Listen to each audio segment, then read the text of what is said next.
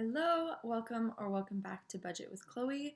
Today I am budgeting my first paycheck of November. I have $1,932.88 ready to assign, and that is my base pay plus my premiums that I was supposed to get on my last check, but I guess they didn't make the cutoff, so they are on this check. And we'll just dive right in. So I'm going to put half of my portion of the mortgage in here. And that is $568. I'm going to pay the bills that are due before my next paycheck, and that is my internet and both of my Peloton transactions. So that is the bills sorted before my next paycheck. Then I will go down to my variable spending. Once again, the amount of money I've been assigning is working quite well. I think last time I did 200, but I am reducing it to 190 just because of some upcoming things that I have to pay for. I do still have $16 in there, so I will still have over 200 available, and that should be good for the next 2 months there, or 2 weeks. And then utilities, I'm going to add 200, and that should be more than enough. I don't have all of my transactions in here yet, but that should be good for that. Gas, I'm going to add another 60. That brings me up to 76 there. This has been working really well. I've been having excess mostly just because when I've been doing Uber Eats delivery, I've been assigning a healthy portion of that money back to the gas, so that is kind of overkill. But I mean, having a surplus isn't a bad thing in there, and it frees up money in my budget for other things, so I'm quite content with that. Toiletries, I'm going to add $20. And then I did have to reshuffle my spreadsheet budget a little bit this paycheck to make way for some kind of bigger things happening this month. So as it goes, all of my skincare and my shampoo, which I buy in bulk, has run out at the same time. The shampoo I like to buy during an annual sale that my hairdressers has, and buying the liter bottle is just much more cost effective. So I am going to put $240 in here. And that should leave me enough for both the skincare and my shampoo. So that's good.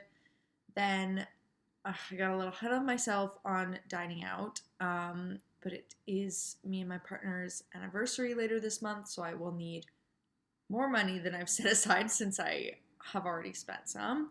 But I was planning on putting $125. So yeah, I don't know, because this is Canadian dollars. Obviously, I'm in Canada. Not sure that this is going to cut it for a nice anniversary dinner. So I'll have to look at maybe pulling it from travel or something. So I have $343.78 left. We're going to put $150 towards the emergency fund, which will be at $1,000 by the end of the year, which is super exciting. That is going to be my little starter emergency fund while I focus on padding some more true expenses and sinking funds, that kind of thing. I'm going to do my annual sinking funds, so we're going to do this one, passport renewals down in travel.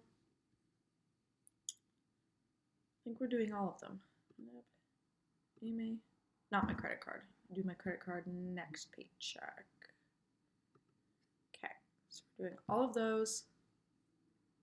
Okay, 55 into gifts, which is going to be Christmas gifts. I did move some aside to miscellaneous gifts. I went to a party on Saturday, a Halloween party, and got really generous around midnight and bought people McDonald's on Uber Eats.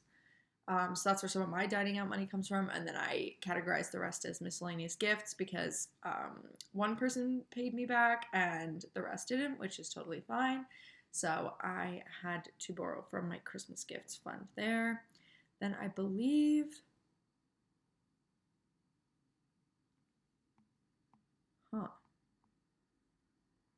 I feel like I should have more left over because unless I over budgeted. Yeah, over budgeted. All right, so it's a good thing I got paid a little bit more than I budgeted for.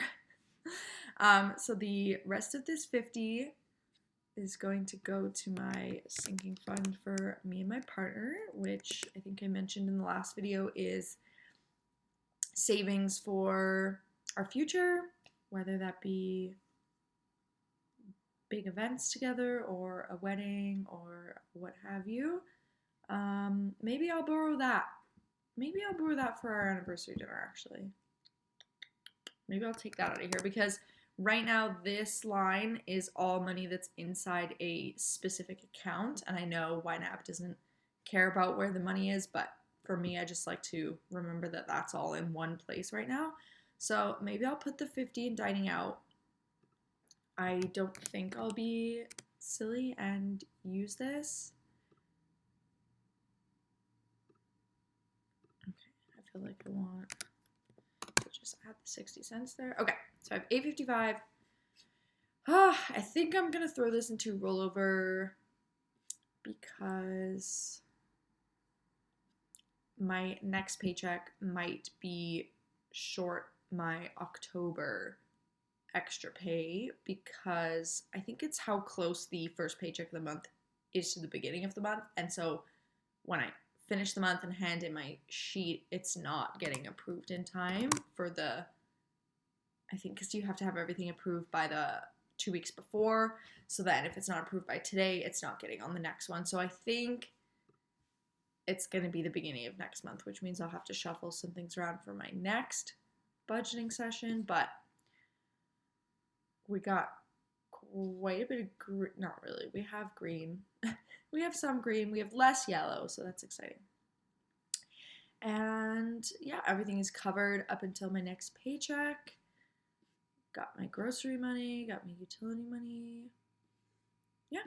So I think this will be good, and I think I'm keeping on track. I think the dining out is like the last thing I have to work on is just not spending ahead of the money or finding the money first, which, like, you know, I could have pulled the money from Christmas. Like, I could have pulled the money from anything, travel.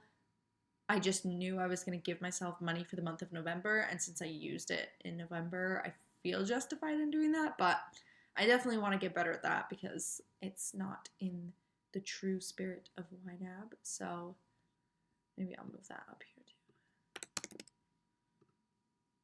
I'm just not feeling the wish farm right now.